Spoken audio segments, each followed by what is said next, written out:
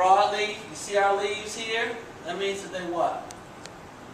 Alternate. They alternate. They alternate.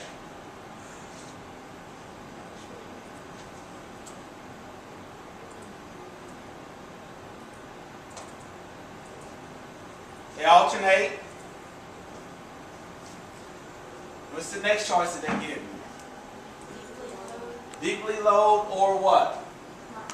Not deeply load. Deeply load would mean that it kind of looks like fingers. It has extensions. Is that deeply load? No. It's not.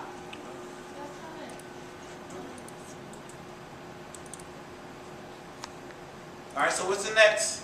Smooth edges are not smooth. All right, so for this, these edges are not smooth.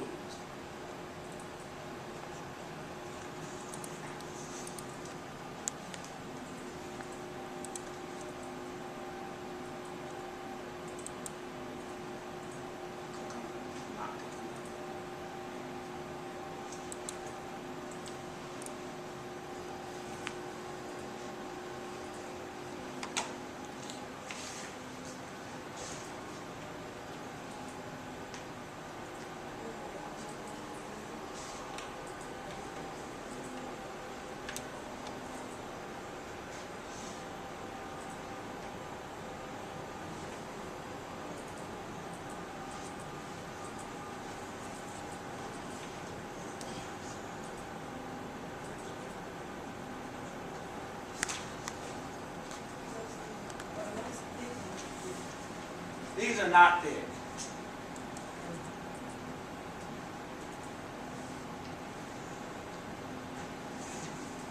All right. Let's try the next one. How about that? Wait. We'll go back to the first one.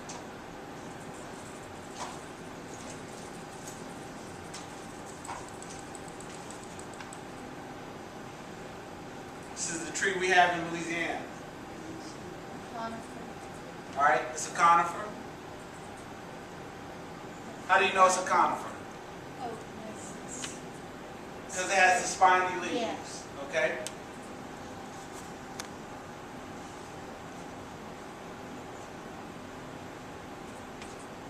What would you say about the leaves? They're flattened. The top, very top.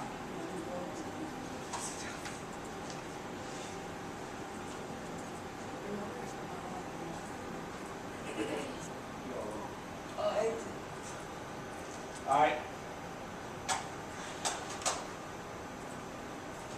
It's not a sequoia tree.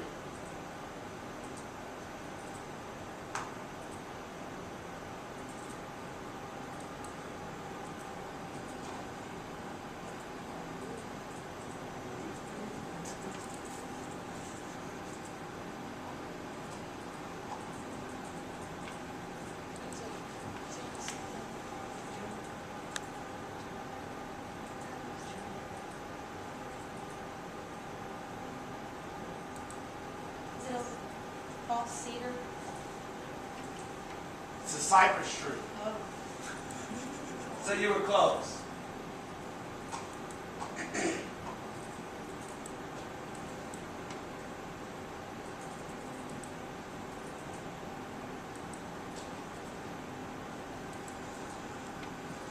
All right, on the cypress tree. So as we look at it,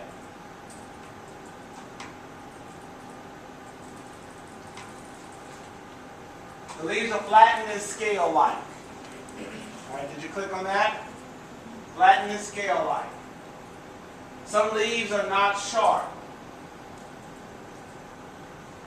Can you see the cones? They're not round.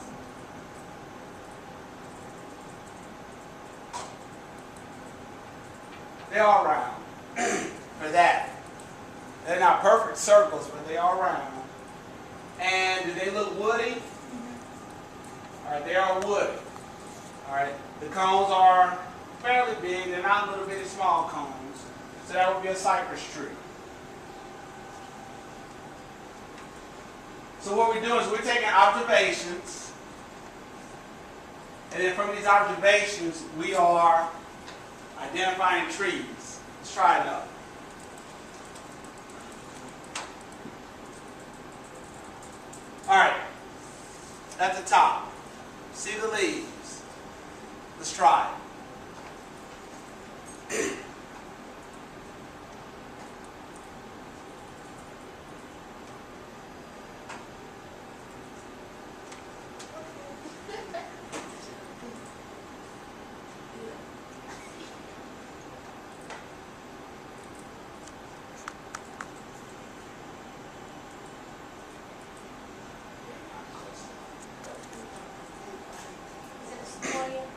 It's not a sequoia. Sequoia leaves are a lot small. It's a broadleaf. I mean, it's not a broadleaf. What do you mean by this green? Those are needle-like. Okay. Is it a U? Nope. You guys would have seen this. Look at it first. Looks like something we might use which time of the year? Christmas. All right. It's one of the trees that we use for Christmas. We don't use pine trees for Christmas. Is it a true cedar? It's not a true cedar. Oh my gosh. Frustrating me. Is it a larch? Which pictures are we looking at? The very top.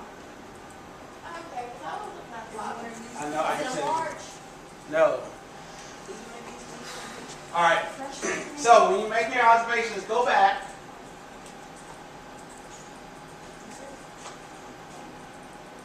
All right. Caleb, what is it? Fir. It's a Douglas fir. All right. So we'll go back.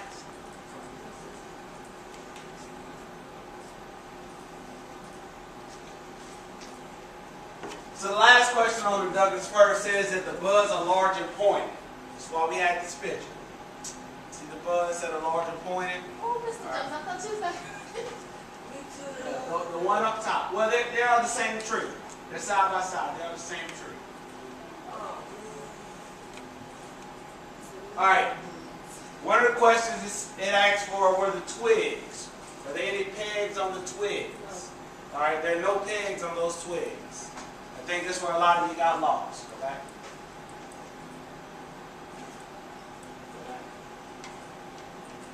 All right. The needles, are they longer than a ½ inch? Yes. I think that's where some of you got lost too that were picking sequoia. All right, so you go to conifer. Are your leaves clustered? No. Are they longer than a ½ inch? Yes. No pegs on twigs? All right, and then it asks, are the buds large and pointed?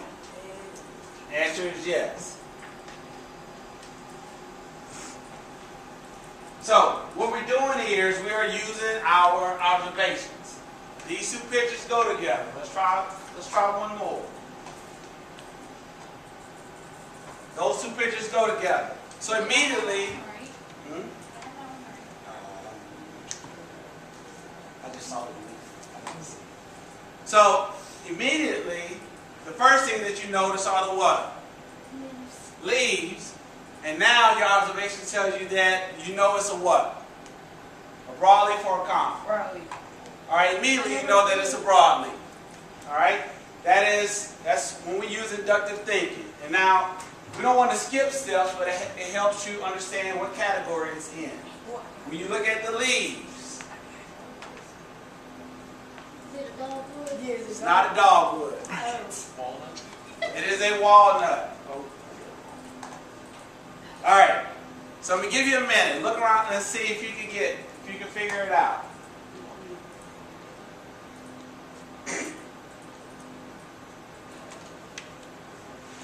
Who knew that this is what walnuts look like before they bring them out and roast them and we eat them? That's what they look like on the trees. All right. Did you get it? Mr. Roberts? You getting it? Katie? I got it. You got it? So, this is new to us, looking through the dichotomous key. But the first part that it starts off with making sure that we make the correct observations. You make the correct observations, then that can help us put them in categories. And when we talk about things like inductive thinking, or when we use inductive thinking, usually that's how the process works. You make your observations, and then you identify a pattern. From that pattern, we're able to make a hypothesis. Now, If you do this a lot, you do this all the time, you can immediately walk up and look at the leaves and know what type of leaves they are. Know what type of trees that we have. Alright, so a dichotomous key. Is this something that people only use in science? Alright, no. If you enjoy fashion, for example, they use this with types of material. What types of materials go where? If you like to cook, they use this with foods.